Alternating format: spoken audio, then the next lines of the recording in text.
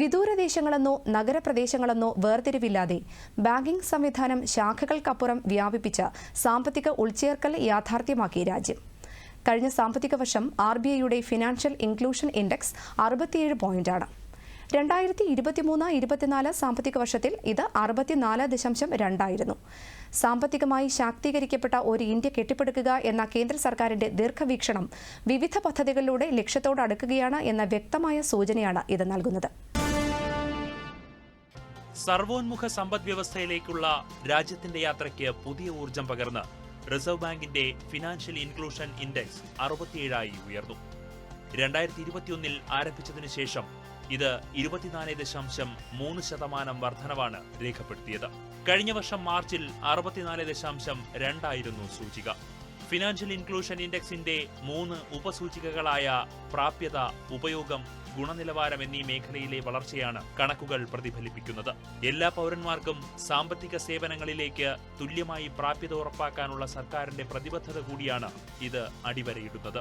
2021 RBI ആരംഭിച്ച FI സൂചിക banking, നിക്ഷേപം, ഇൻഷുറൻസ്, തപാൽ, പെൻഷൻ തുടങ്ങി സാമ്പത്തിക ഉൾച്ചേർക്കലുമായി ബന്ധപ്പെട്ട 97 സൂചകങ്ങളെ അളക്കുന്നു. സാമ്പത്തിക അടിസ്ഥാന സൗകര്യങ്ങളുടെ പ്രാപ്യത, സേവനങ്ങളുടെ ഉപയോഗം, സാമ്പത്തിക സാക്ഷരത, ഉപഭോക്തൃ സംരക്ഷണം തുടങ്ങിയ ഗുണനിലവാര വശങ്ങളും സൂചിക വിലയിരുത്തുന്നു. മെച്ചപ്പെട്ട സാമ്പത്തിക സാക്ഷരതാ സംരംഭങ്ങളും വികസിപ്പിച്ച ഡിജിറ്റൽ അടിസ്ഥാന സൗകര്യങ്ങളും വഴി ഉപയോഗത്തിലും ഗുണനിലവാരത്തിലുമുള്ള പുരോഗതി 2025 വളർച്ച എടുത്തുകാണിക്കുന്നു. സേവിംഗ്സ് അക്കൗണ്ടുകൾ, പോസ്റ്റ് ഓഫീസുകൾ, പോയിന്റ് ഓഫ് സെയിൽ ടെർമിനലുകൾ എന്നിവയുൾപ്പെടെയുള്ള ഭൗതിക ഡിജിറ്റൽ അടിസ്ഥാന സൗകര്യങ്ങൾ എന്നിവ ആക്സസ് ഉപസൂചിക ട്രാക്ക് ചെയ്യുന്നു. അതേസമയം സേവിംഗ്സ്, ക്രെഡിറ്റ്, UPI പോലുള്ള ഡിജിറ്റൽ ഇടപാടുകൾ വഴിയുള്ള ആവശ്യകതയെ ഉപയോഗ സൂചിക പ്രതിഫലിപ്പിക്കുന്നു. ഗുണനിലവാര ഉപസൂചിക സാമ്പത്തിക വിദ്യാഭ്യാസത്തിലും പരാതി പരിഹാര സംവിധാനങ്ങളിലും ശ്രദ്ധ കേന്ദ്രീകരിക്കുന്നു. പ്രധാനമന്ത്രി നരേന്ദ്രമോദിയുടെ സമഗ്ര വികസനത്തെക്കുറിച്ചുള്ള കാഴ്ചപ്പാട് ഈ ശ്രമങ്ങളിൽ പ്രതിധ്വനിക്കുന്നു. ഐക്യരാഷ്ട്രസഭയുടെ 17 സുസ്ഥിര വികസന ലക്ഷ്യങ്ങളിൽ 7 എണ്ണത്തിനും ഒരു പ്രധാന സഹായിയായി സാമ്പത്തിക ഉൾച്ചേർക്കൽ ആഗോളതലത്തിൽ അംഗീകരിക്കപ്പെട്ടിരിക്കുന്നു.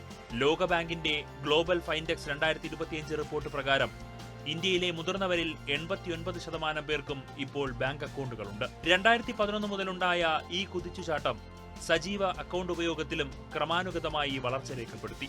ബാങ്കിംഗ് സൗകര്യം 55.98 കോടി ഗുണഭോക്താക്കളിലേക്ക് എത്തിച്ച ഒരു മുൻനിര പദ്ധതിയായ പ്രധാനമന്ത്രി ജൻധൻ യോജനയാണ് ഈ പുരോഗതിയുടെ കേന്ദ്രബിന്ദു. ഗുണഭോക്താക്കളിൽ 55%-ലധികം സ്ത്രീകളാണ്. മിനിമം ബാലൻസ് നിർബന്ധമല്ലാത്ത അടിസ്ഥാന സേവിംഗ്സ് അക്കൗണ്ടുകൾ, റൂപേ ഡെബിറ്റ് കാർഡുകൾ, അപകട ഇൻഷുറൻസ്, ഓവർഡ്രാഫ്റ്റ് സൗകര്യങ്ങൾ എന്നിവ വാഗ്ദാനം ചെയ്യുന്ന PMJDY സാമ്പത്തിക പ്രാപ്യതയിൽ വിപ്ലവകരമായ മാറ്റങ്ങൾ കൊണ്ടുവന്നു. ഇതിനെ പിന്തുണച്ച് പിന്നോക്കാവസ്ഥയിലുള്ള ജനങ്ങളെ ബാങ്കിംഗ് സേവനങ്ങളുമായി ബന്ധിപ്പിക്കുന്നതിന് 13.55 ലക്ഷം ബാങ്ക് മിത്രകളും 107 ഡിജിറ്റൽ ബാങ്കിംഗ് യൂണിറ്റുകളും സ്ഥാപിച്ചിട്ടുണ്ട്. 50.54 കോടി വ്യക്തികൾക്ക് താങ്ങാനാവുന്ന വിലയിൽ അപകട ഇൻഷുറൻസ് നൽകുന്ന പ്രധാനമന്ത്രി സുരക്ഷാ ബീമാ യോജന, 23 കോടിയിലധികം ആളുകൾക്ക് ലൈഫ് ഇൻഷുറൻസ് വാഗ്ദാനം ചെയ്യുന്ന പ്രധാനമന്ത്രി ജീവൻ ജ്യോതി ബീമാ യോജന എന്നിവയാണ് മറ്റു പ്രധാന സംരംഭങ്ങൾ. അടൽ പെൻഷൻ യോജന 7.65 കോടി വരിക്കാരെ ചേർത്ത് അസംഘടിത മേഖലയിലെ തൊഴിലാളികൾക്ക് പെൻഷൻ ഉറപ്പാക്കുന്നു. ഇതിൽ 48% സ്ത്രീകളാണ്.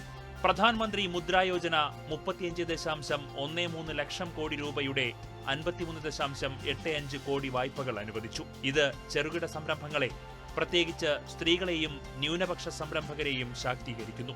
ആവർത്തിച്ച് വായ്പ എടുക്കുന്നവർക്ക് 20 ലക്ഷം രൂപ വരെ ലഭ്യമാക്കാൻ പുതുതായി അവതരിപ്പിച്ച തരുൺ പ്ലസ് വായ്പ ഉപകരിക്കും. പട്ടിക വിഭാഗങ്ങൾക്കും വനിതകൾക്കുമിടയിൽ സംരംഭകത്വം പ്രോത്സാഹിപ്പിക്കുന്നതിനായി സ്റ്റാൻഡപ്പ് ഇന്ത്യ പദ്ധതിയിൽ 61,020.41 കോടി രൂപ അനുവദിച്ചു. അതേസമയം മഹിളാ സമൃദ്ധി യോജന പാർശ്വവൽകൃത വിഭാഗങ്ങളിലെ സ്ത്രീകൾക്ക് 72,859 ലക്ഷം രൂപ വിതരണം ചെയ്തു. 10.05 ലക്ഷം കോടി രൂപ വരെ ലഭ്യമാക്കിയ കിസാൻ ക്രെഡിറ്റ് കാർഡ് പദ്ധതി കർഷകർക്കുള്ള വായ്പ ഇരട്ടിയാക്കി.